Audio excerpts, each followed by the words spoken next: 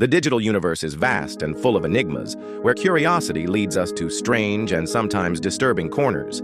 This isn't about fleeting memes or ephemeral trends, but about stories that infiltrate the mind, leaving a lasting mark.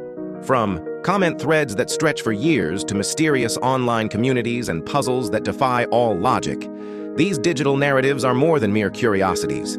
They are proof that the internet holds profound secrets and that once you dive into them, your perception of what is real can change forever. This is a journey into the most bizarre bowels of the web.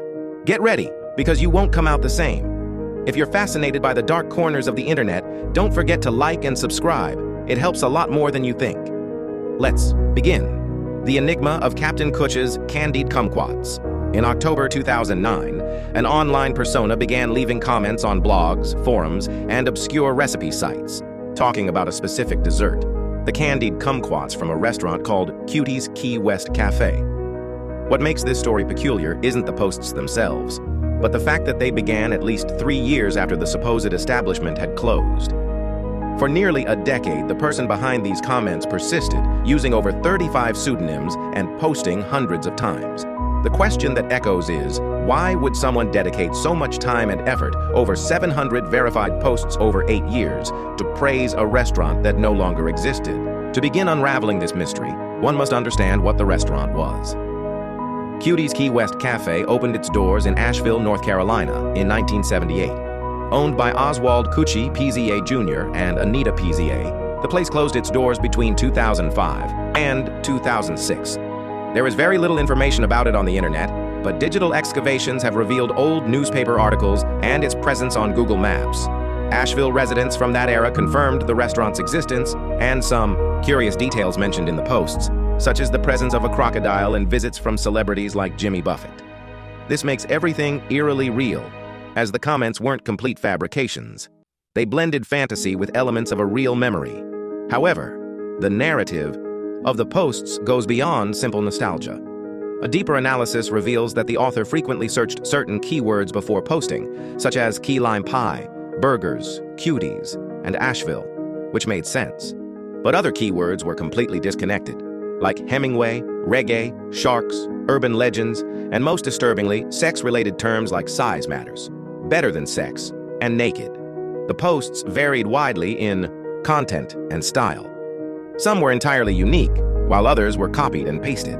One of the personas, Jake Carson, was known for this. Another, Willie Jordan, tended to respond to articles with a sexual connotation, but without being explicit pornography. For example, in a post about nudism, he wrote a bizarre and detailed comment about the delights of kumquats while describing a nude encounter. From 2009 to 2013, every post was unique. Starting in 2013, repetition became common. Reddit users began to compile and archive these messages, although the sheer scale of the task made the collection incomplete. The texts were surreal, almost as if the author were narrating a parallel universe. In one of the posts, he talks about a box set of comedy films about the restaurant, starring Johnny Carson and Don Rickles. In another, the author, under the pseudonym Elwood Blues, addresses the ladies and suggests that Anita's kumquats could be aphrodisiacs. The theories for this mystery are varied. One is that it's a bot. Although it's common for bots to post in bulk, the complexity and specificity of the content seem to go beyond a simple script. Another theory suggests it's an ARG, alternate reality, game, or a form of performance art. However, the lack of an outcome or any kind of payoff makes this hypothesis unlikely. Furthermore, the author seemed to avoid any attention. In 2016, when Reddit users exposed the story, the author began making references in the posts about being watched, and the frequency of posts decreased dramatically, disappearing completely by 2018. What remains is a disturbing mystery.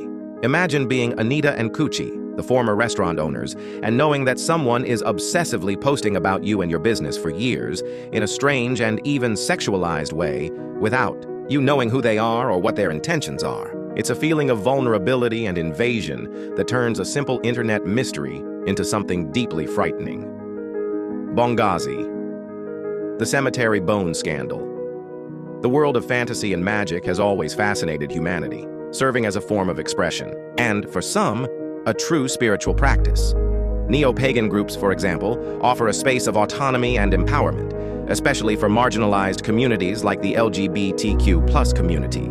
In 2015, a Vice article reported a surge in witchcraft practice within this group. One of the most notable online communities was the Queer Witch Collective, a Facebook group with around 2,000 members. To protect practices of witchcraft with African roots, the group forbade any kind of shaming. However, this open-minded policy was taken too far by a user named Ender Darling. Born in 1991, she self-identified as a witch based in New Orleans. On December 8, 2015, Darling posted in the group that she was collecting human bones for curse work and spells.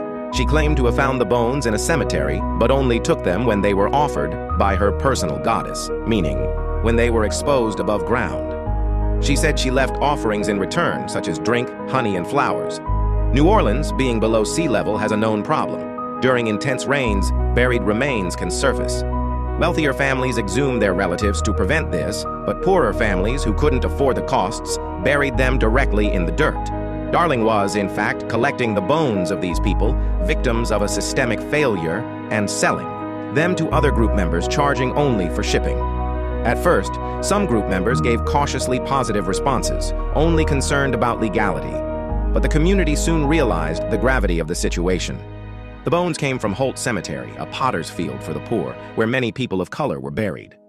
Group members accused her of cultural appropriation, of being a culture vulture, and of using supremacist tactics for her own benefit.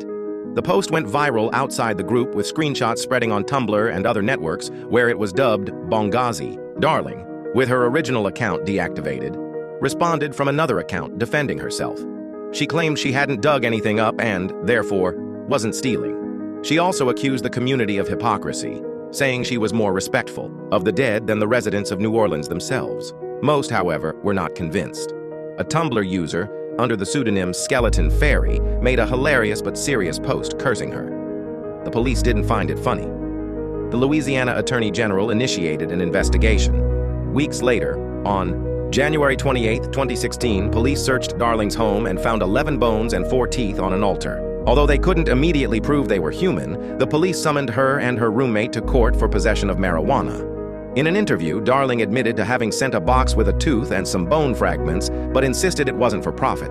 She cynically stated, "I'm sorry, I care more than you care about your dead."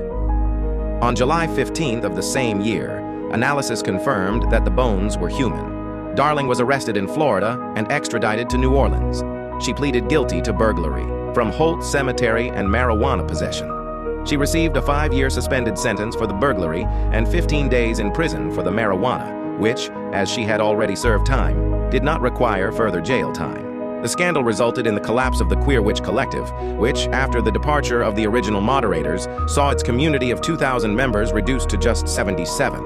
In response to the case, Senator Neil Reiser created the Louisiana Human Remains Protection and Control Act, toughening penalties for similar crimes and explicitly stating that state law has never permitted or recognized ownership rights over human remains. The mysterious flood of Garfield phones throughout history. People have sent messages in bottles into the sea. But why would someone release Garfield-themed phones from the famous cartoon cat into a specific area of the Brittany coast in France, so they would be carried away by the current? This strange phenomenon was first noticed in the 1980s. Parts of the phones, such as the orange cat head, wires, and receivers, began to appear on the beaches. The initial assumption was that a shipping container had been lost at the bottom of the sea, slowly leaking the cat-themed communication devices. The problem was the plastic pollution that these objects caused. For 30 years, the source remained a mystery, despite attempts to find it. The breakthrough came when a local newspaper published a story about the phenomenon as part of a pollution alert campaign. This caught the attention of a local farmer who remembered seeing the phones in the mid-1980s. He contacted a journalist and revealed that at the time, he and his brother had investigated the case and found the source. A container trapped inside, a sea cave, accessible only during low tide. In 2019, after the farmer revealed the location, volunteers managed to enter the cave. Unfortunately, the container was empty. The source of the mystery had been discovered, but it was too late. The container had already released all its phones into the ocean, where they would disintegrate into microplastics, harmful to all marine life and consequently to ourselves. Lord Not Russo YouTube, with over 100 million active channels, faces a nearly impossible task of policing every video posted. This is why occasionally problematic individuals manage to slip through the guidelines and even gain some notoriety. One such case is that of Alexei Makovoy. Born in Moscow in 1974, Alexei was not a pleasant person. After a psychiatric examination, he was put on administrative leave from his job in 2003. In 2012, he began harassing members of his community and building a following online. In his videos, he behaved in an extremely racist manner, calling a Mexican child a monkey and vandalizing the pizza of Mexican teenagers on the beach. In a particularly disgusting video, he knocked down an elderly woman from behind. With the increase in police complaints, he moved to Mexico in 2015, where he earned the nickname Lord Not Russo, the not Russian Lord, for his frequent displays of Nazi imagery, even while living in the country whose people he was mocking. His aggressive behavior led to his dismissal from a tourism company. Eventually, residents of Cancun, where he lived, became fed up. They protested in front of his apartment, throwing rocks and assaulting him. During the fight, Makovoy stabbed a 19-year-old who died on the way to the hospital. Makovoy escaped but was later captured by police and charged with murder. He claimed self-defense, but the prosecution proved that he already had a knife and used it to stab the young man multiple times. Makovoy was found guilty and sentenced to 37 years and 6 months in prison. The Finno-Korean hyperwar many memes, and fantasies arise from 4chan, an anonymous forum where users with free time create elaborate narratives. One of the long-running jokes is a parody of nationalism, where people celebrate the glorious past of their nations.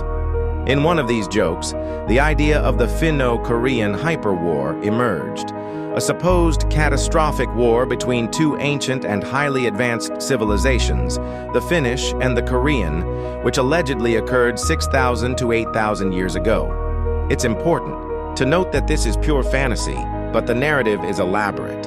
According to the story, the two powers were so advanced that their fall changed civilization forever.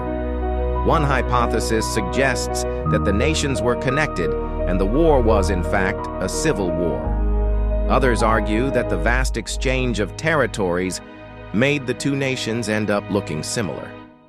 The question that hangs in the air is, what was the spark that ignited this war?